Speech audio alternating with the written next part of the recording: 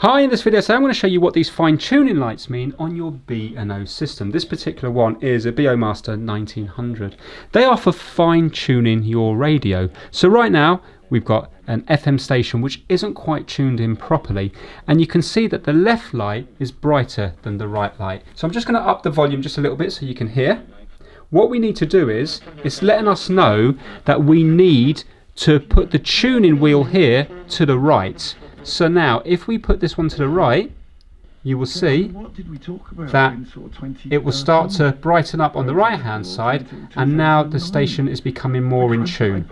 And when they're both lit up, the station is tuned correctly. If you were to go a bit more and go more to the right, you will see now that this is brighter than this one. So that indicates we need to put it back to the left. There we go. And when they're the same on both of them, you know you're in the correct spot. So it's a really nice little way of doing it. So too far this way to the left, it's telling us to go to the right, and too far this way to the right, it's telling us to go to the left. Now clearly, if you were to go to the next station, it's going to all change again. It's only picking up on the particular station. Very clever though. There you go, thanks for watching.